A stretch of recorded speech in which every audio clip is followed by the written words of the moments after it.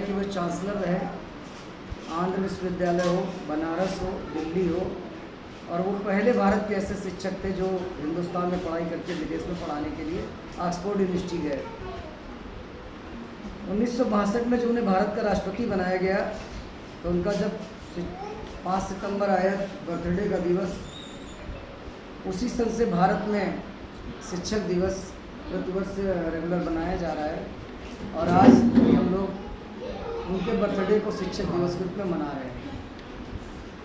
जहाँ तक शिक्षक की बात आती है, तो शिक्षक वो बुनियाद होती है जो पूरी बिल्डिंग को तैयार करता है।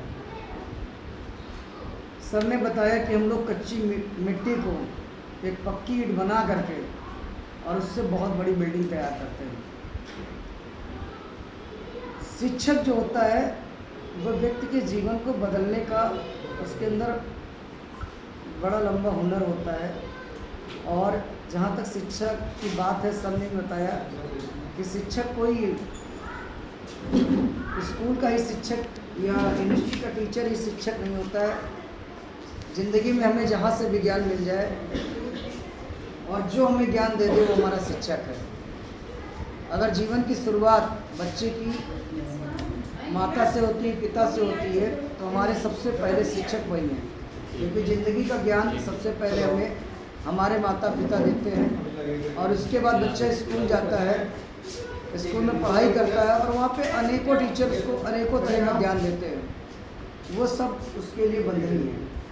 भारत में जहाँ तक टीचर टॉट की बात आती है, हमारे वहाँ टीचर और टॉट का संबंध एक पिता और पुत्र के रूप में रहा है।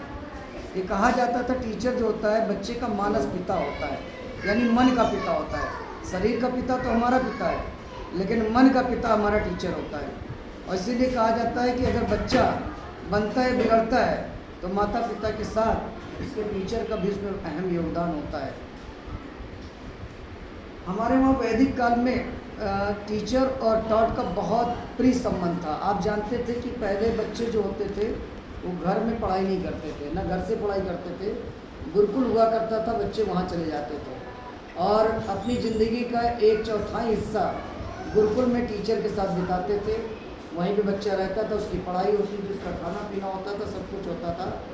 और जब बच्चा पढ़ के तैयार हो जाता था तो माता पिता उसको अपने घर लाते थे।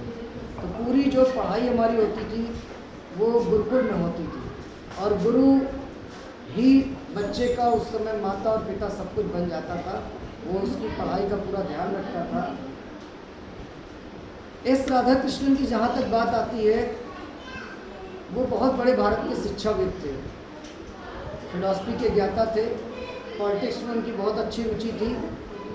वो रसिया के राजदूत रहे, भारत के द्वितीय उपराष्ट्रपति रहे, और प्रथम उपराष्ट्रपति रहे और द्वितीय राष्ट्रपति रहे, और अपनी ज़िंदगी पूरी टीचिंग में लगाई। तो हमें उनके आदर्शों का अनुकरण करना चाहिए और कोशिश ये करनी चाहिए कि एक अच्छे टीचर की हम लोग भूमिका अदा करें। एक अच्छा टीचर वो जो अपने बच्चे को अच्छा नागरिक बना दे। हमें पढ़ाते हुए करीबन अब 27-28 साल हो रहा है, और एक टीचर के रूप में मैंने अपनी भूमिका को अदा किया है। हमारे हज़ारों बच्चे हज़ारों पोस्टों पे पहुँचे हुए हैं। सर का बड़ा योगदान है कि इस फील्ड में छोटे सर हमारे साथ बहुत दिनों से रहे हैं। उनका योगदान, उनका कंट्रीब्यूशन शिक्षा के लिए बहुत बड़ा है, और इस क्षेत्र में ज्ञान पहुंचाने में इस स्कूल का भी बड़ा योगदान है। ये एक कमरे से स्कूल शुरू हुआ था, और आज सर इसको कहाँ पहुंचा ले गए, और अभी ये कहाँ विद्यालय जाएगा ये तो सर के मन में होगा। लेकिन मैंने उनका पूरा साथ दिया एज ए टीचर के रूप में। जो मुझसे हो सका है मैंने किया है। भले मैंने कम टाइम दिया, ज़्यादा समय दिया, लेकिन एक टीचर के रूप में अब तक की जो भूमिका अदा की है, एज ए टीचर की भूमिका अदा की है। मैं कभी और कोई काम जीवन में सोचता ही नहीं। मुझे काम बहुत मिलते स्कूल में, और भी स्कूल में काम दिया जाता है कि आप अकाउंटेंट का काम कर लो, आप ऑफिस का देख लो, लेकिन आपको ये बताऊं कि मेरे अंदर सिर्फ पढ़ाने की लगन है, और मैं एक बच्चे को अच्छा नागरिक बनाना चाहता हूँ। इसलिए मैं अदर काम नहीं करता हूँ स्कूलों में। मुझे टीचिंग का दे दो, 1 घंटा दे दो, 2 घंटे का दे दो, मैं पढ़ाने का काम करता हूँ। और मैं टीचरों से भी चाहूँगा, अपने साथी शिक्षकों से, कि वो एक अच्छे टीचर की भूमिका अदा करें। यही इसका राधा कृष्णन को हमारे योगदान होगा। और सभी टीचरों को मैं एक बार पुनः शिक्षक दिवस की बहुत बहुत बधाई देता हूँ। आप लोग अच्छा करें।